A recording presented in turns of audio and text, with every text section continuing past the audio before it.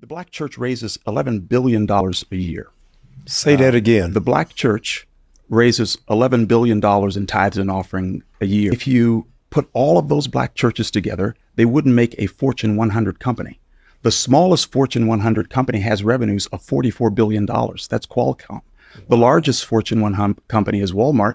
It has revenues of $611 billion, which means that all of these black churches and all of these black preachers and all of these denominations don't make a single strong American corporation.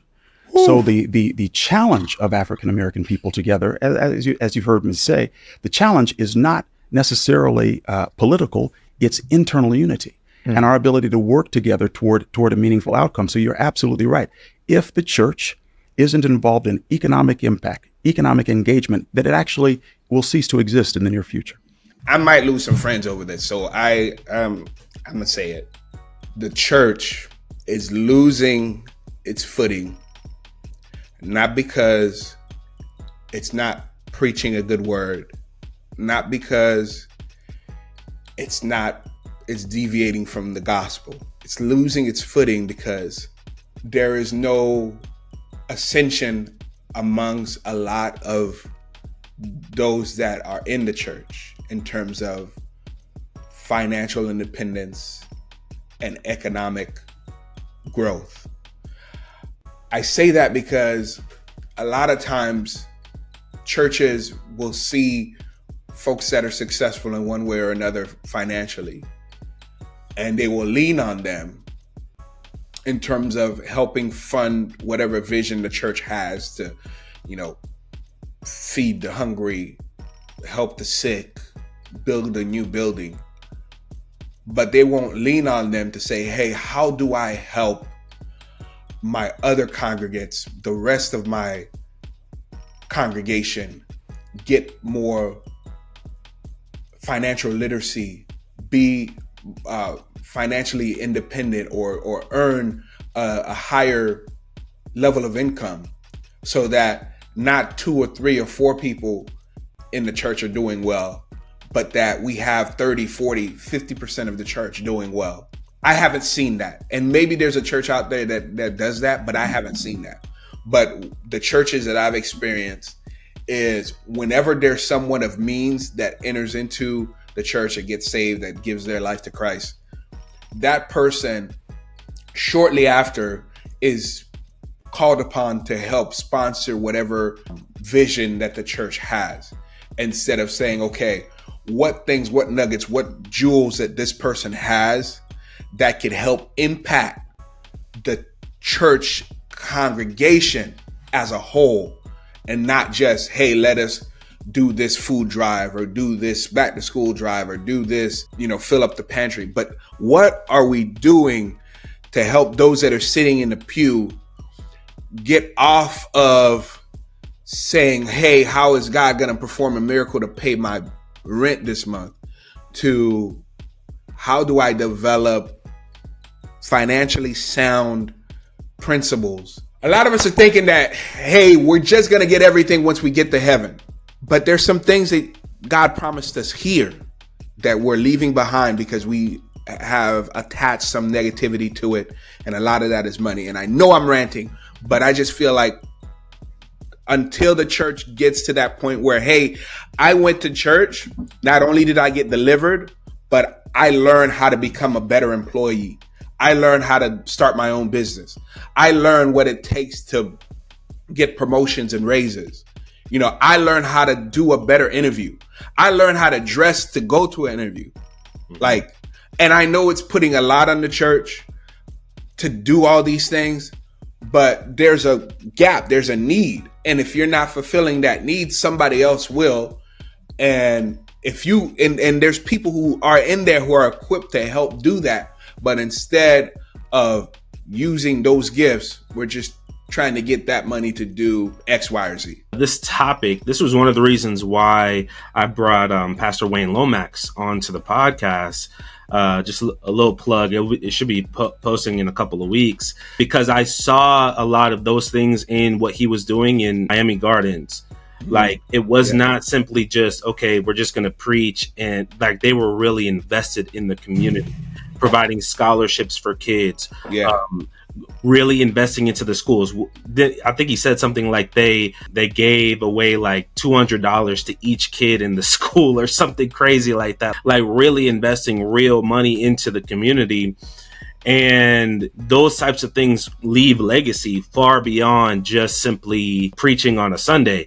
And I just think that those types of things, especially when you're preaching in certain communities, right?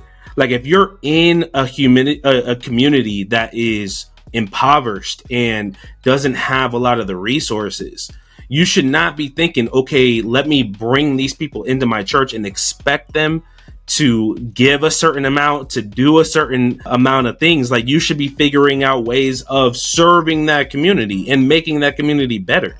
I think you said it once, if your church shut down, would anybody know? And if you're not doing these types of things, probably not. And if they know, would they care? Probably not. If you're not really impacting the real struggles that people are having, it's like you can say when you look at Jesus, he impacted people's lives in a practical way all the time. Like that was a normal thing that he did. And I don't think you should be pastoring a church in a certain community unless you're there to actually serve that community. There are certain tax benefits that churches get, and they get that because they're supposed to be providing a service into that community. Like that's the reason why they get some of those breaks. I just think like there's just so much the church has to get better. And what the church is really dealing with right now is irrelevant. Y'all are there. Y'all can keep, it's like white noise. You guys are making noise, but it's not, it's just kind of like, it's not really relevant to anybody's situation. And if you continue to talk to somebody and not noticing the issue that like you can say, you need to do this, you need to do that. But if you continue to ignore all the issues that person is doing, that if those issues got solved, they would most likely want to do those things that you're saying. If you ignore those things and just keep saying, well, you need to stop, living in sin. You need to stop doing this. A lot of sin can be solved by economic empowerment.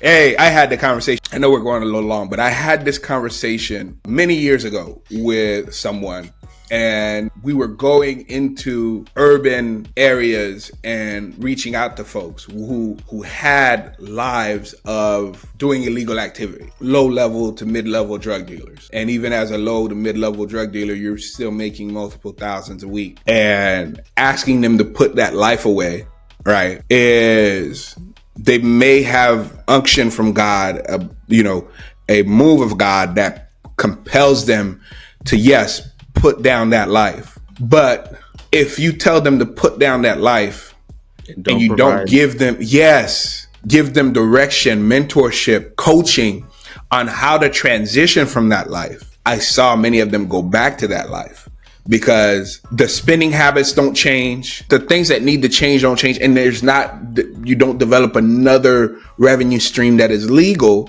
You're going to run out of savings and you're going to go back to doing what you always done. And now the church is talking about, oh, you backslid. Bro, buddy's just trying to live, trying to get it how he knows how to get it. They're broke. and he may really love the Lord. Yeah. But he's got a daughter that needs Pampers and milk and baby food. Like, bro, it's like these cycles of poverty. If I grew up, my mom was single and because my dad was maybe in prison, right? Because he gets profiled.